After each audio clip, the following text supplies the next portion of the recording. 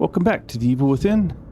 You can see that we're about to start a new game on the hardest difficulty, Akumu. This is our run to get the You Asked For It achievement. And this is, I don't know who asked for it. It wasn't me. It certainly was not me. I promise you, I did not want to play this game this way. This was too hard.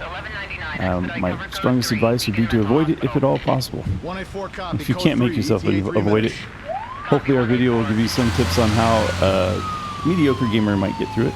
Sorry, detectives. I know you're just coming off a case, but I'm afraid we're gonna have to make a detour. Sounds serious. Is it a riot? A call went out just before I picked you up. Said it was multiple homicides. Half a dozen units already on scene. 131, please advise. Hey, maybe it's the ghost of that doctor who went schizo and chopped up all those patients. That's not what happened. Some patients disappeared. Some kind of scandal? Still, gives you the creeps, doesn't it? 127, 124, please respond. Joseph, you think there's a connection? It's a possibility. I believe the records were sealed. Anyone on scene, respond. Dispatch, this is Detective Castellanos in 184. What's the situation? Over. 184, be advised. Some problem reaching out on a Beacon Memorial on... A key moment is about to come up. God damn it! Jesus! It's important to realize how everybody in the car reacted.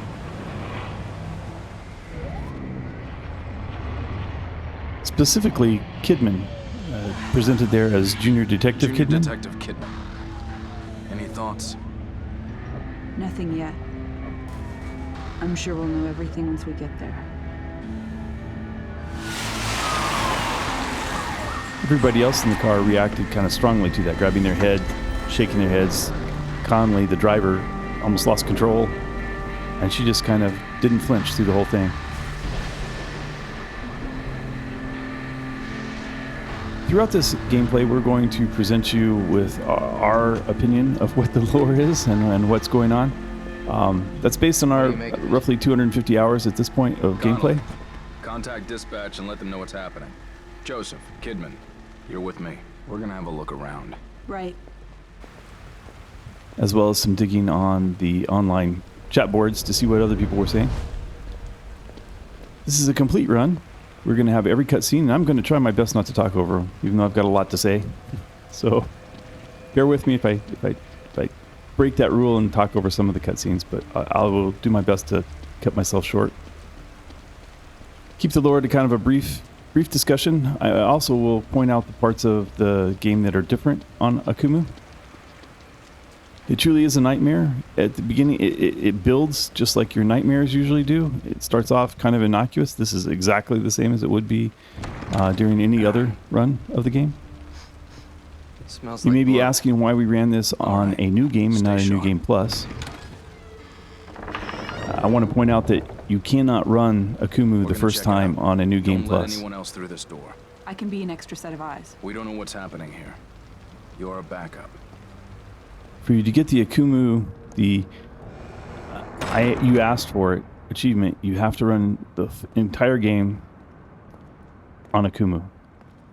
Because you cannot start a game on Akumu until you've already played through the game at least once. Something? It's not unlocked for the first time you play, so you cannot get it on your first run through the game. Once you've completed a game once, you can start a game on Someone Akumu. alive in here. However, you cannot start a new game plus on any difficulty level that you have not already completed. So it's not possible to run Akumu and get the achievement running on a new game plus. It's simply not possible. You have to run through at least once, unlock Akumu, and then you have to run a new game on Akumu. I've got him. The security cameras might tell us something.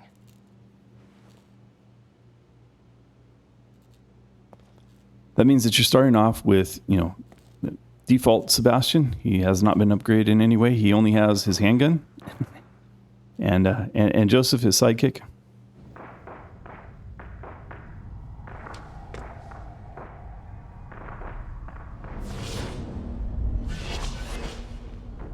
What the hell?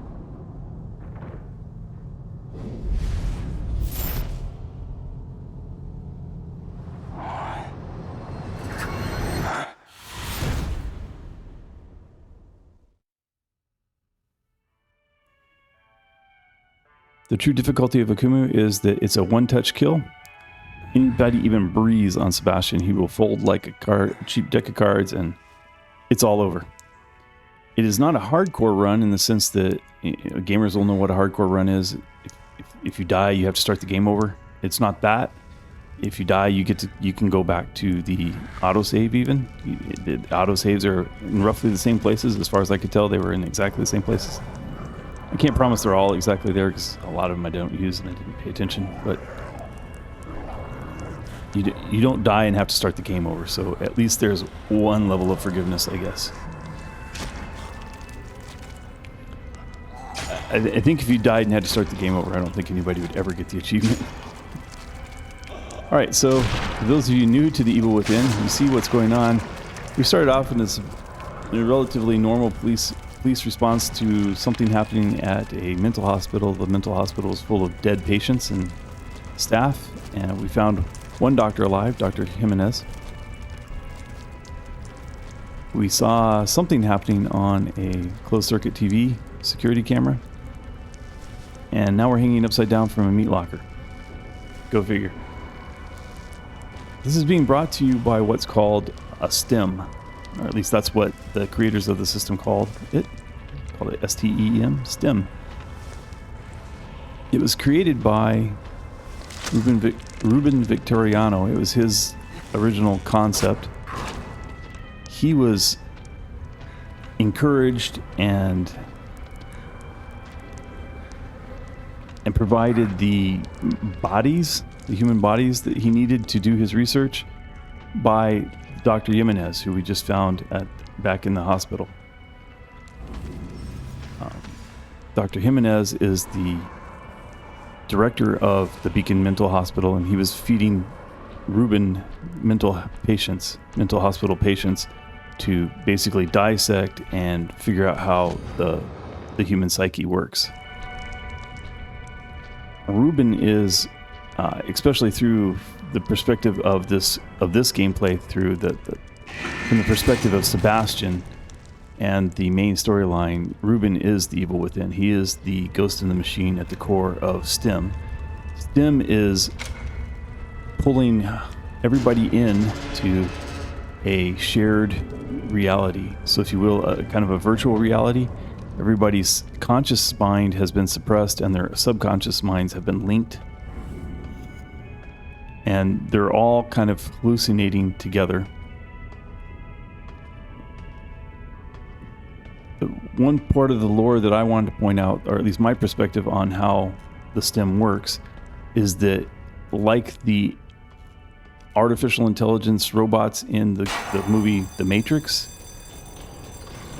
Ruben, who has become Ruvik at the center of STEM, is harvesting electromagnetic energy from the other people that are connected to STEM.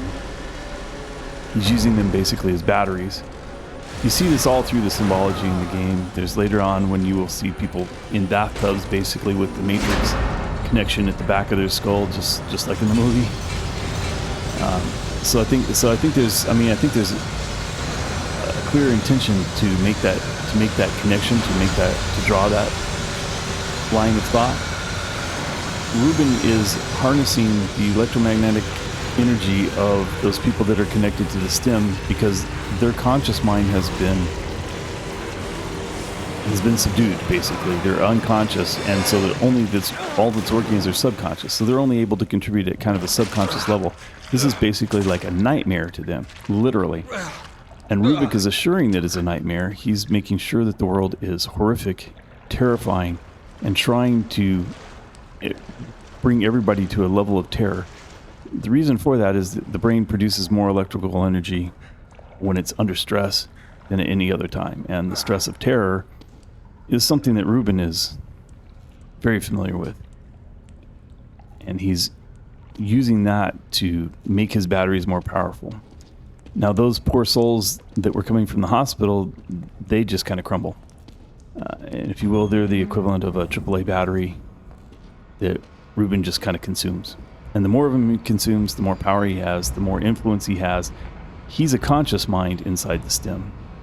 And we'll cover why in other discussions. I just want to lay the groundwork that Ruvik is Ruben Victoriano at the center of the stem. He is the evil within the stem, and he's a vampire, basically drawing on the electromagnetic energy of the human brains that are attached to it. He's causing the terror to increase the level of energy that he gets from him. Where's the exit? Old note from sewer. Beside the locked gate at the far end of the sewer, there's a ladder which would take you to the old ward. If you can make it through there, you'd find an elevator leading outside. You'd be the one who escaped. You might be the one who survived. R. That was my lovely wife, Jacqueline, making her YouTube voice debut. She'll be reading all the documents to us, all the documents and the personal documents, the missing persons files, and the newspapers. That's something she does for us while we're playing the game, as well as keep Brian straight and focused on what he's supposed to be doing. She reads the documents to us, and we find that adds an awful lot to the games, or at least I find it adds an awful lot to the games. It helps me remember the documents. It helps me understand the documents. And I just like the way she adds a little drama to them. So that's new to. That was her first voiceover. So welcome, Jackie. You'll notice that up in the top left corner, a little graphic pops. That does not pop in the game. That's what we've added post-processing. I mean, anybody who's played the game knows that. But 1300. STEM system operation test begins. 1315. Success. Confirmation of brainwave synchronization. Losses minimal. Continuing experiment. Agent collects the data. 1330. Anomaly occurs. Not with the subject. The stenographer claimed they weren't feeling well and then fell into a coma for reasons unknown. Doctor orders the STEM system terminated. 1345. Staff began complaining of nausea and falling unconscious one after another. Those who can still move plan their escape from the hospital, but for unknown reasons are unable to. Though the STEM system should have been deactivated, subjects maintained brainwave synchronization with host. 1400. That man appeared. Ominous. I don't know who that man is. It's probably meant to be Ruvik, though it could be somebody else, and we'll talk about that at a later point.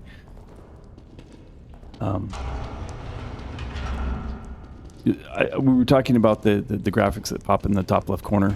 Each one of those is a count of the collectible items that you might find, from personal documents, map fragments,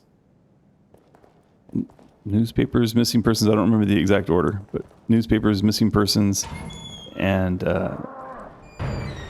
audio tapes. Those are the things you have to find for the every nook and cranny achievement. And we will. We already have the achievement, so you won't see it pop. But we will find all those collectibles. We will collect them all. We will show them all to you, where to get them, how to get them. The bottom two on the list are locker keys and lockers opened. The lockers opened, if you open all 45 lockers, it gives you the achievement Master of Unlocking. It also gives you a nice bonus. At least I can't remember if it did that on Survival, but when we unlocked the last locker in this playthrough in Akumu, we got 100,000 green gel for upgrades.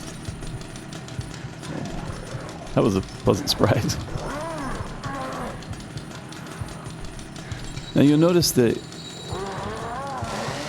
Ruben has been making a living off of the AAA batteries that have been being sent to him from the mental hospital, but now he has Officer Conley, who is the driver of the car, Sebastian, Joseph, and Kidman in here, and Dr. Jimenez.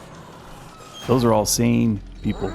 They're not going to fold, and especially the police officers. The police officers and the high-ranking detective, Sebastian's a high-ranking detective, they're used to some trauma in their lives and facing fear and facing danger on a regular basis. So they're not going to fold like a house of cards, and that is providing Ruben with a bonus amount of energy. Because if you can take a mind that doesn't just crumble and make it terrified, then you've got a real power source. Now throughout the gameplay, I told you we would talk about the differences between Akumu and the other difficulty levels. I can't talk about what happens in Nightmare, which is the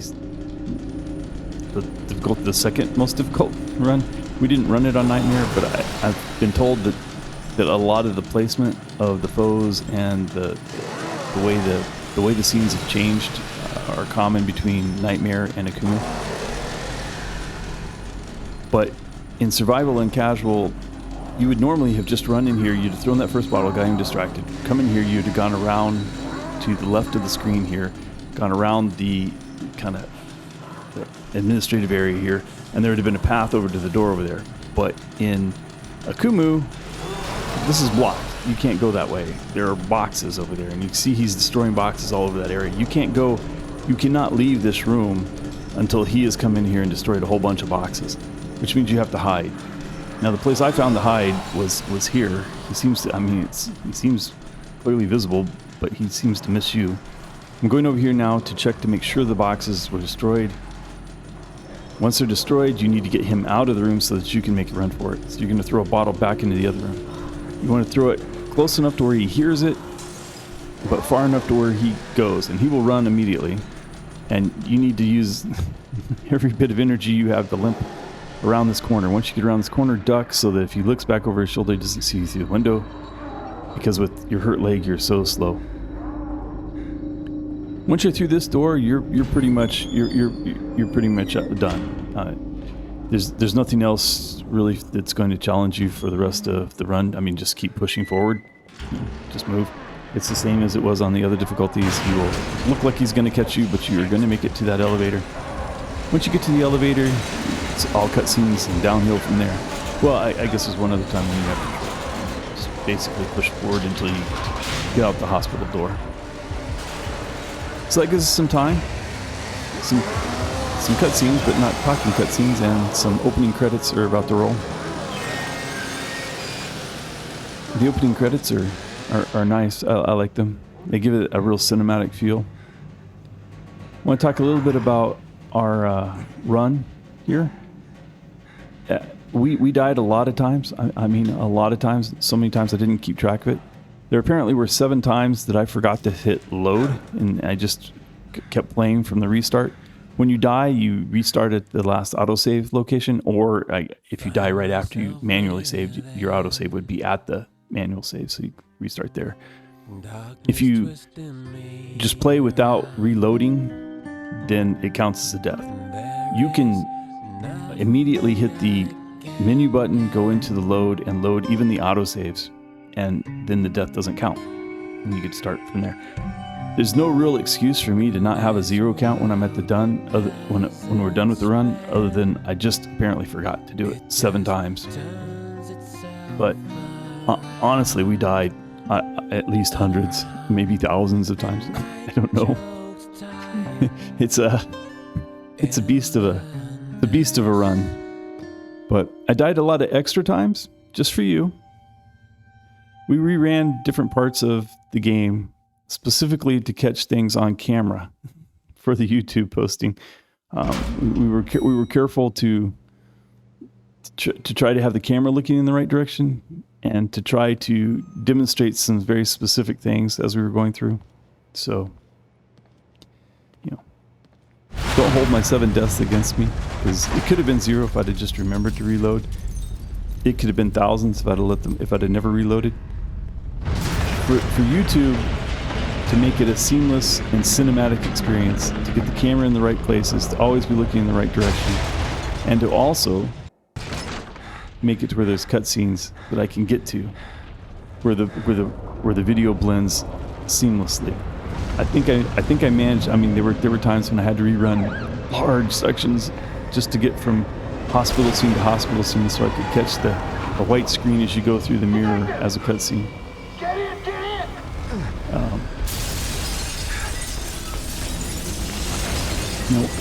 Look at the top of the buildings. Don't just watch the ambulance here, and you'll see Ruvik is watching from the top of the Beacon Hospital.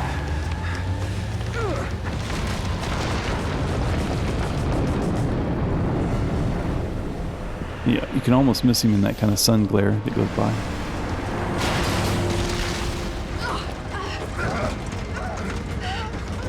Another little bit of a lore that I want to, or at least my interpretation of the lore. I can't say that I've seen anybody else saying this, but Please, settle down, Leslie. Settle down, Leslie. Settle down, Leslie. Settle down, Leslie.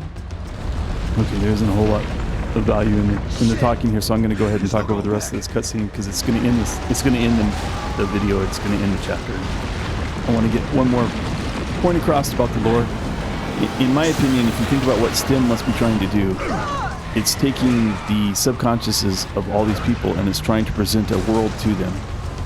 And a lot of people are under the impression that the earthquakes and the shattering of the world is the friction of the protagonist against the antagonist. So they're pushing back on Ruvik, and that friction is causing the world to kind of rip and tear. They're pushing back on the subconscious control that he's trying to exert.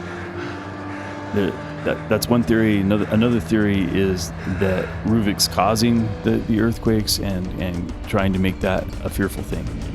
From my perspective, I see the STEM as this huge rendering machine. If you think about it, the way a video game works, it has to render each scene as you're going through it. And the STEM, to present this world to people, has to present a world. And so it's trying to build the world, it's trying to render it. Ruvik at the center of the machine is not putting a whole lot of effort in holding that together. He's letting it just kind of crumble.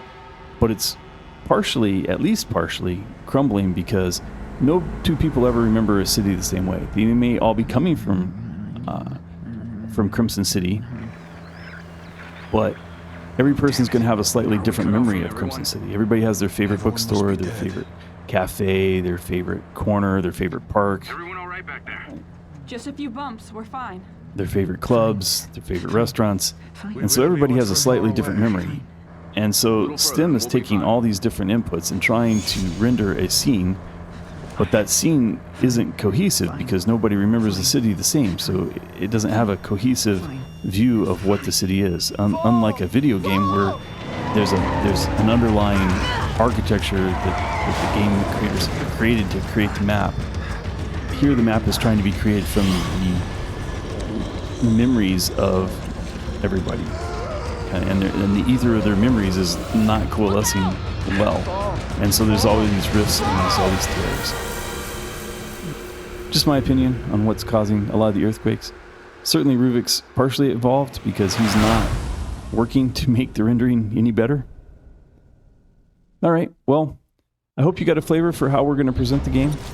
It's going to be a complete game. We're going to see all the cutscenes. We're going to see all the books and all the documents. Hope you enjoyed it. We'll see you tomorrow.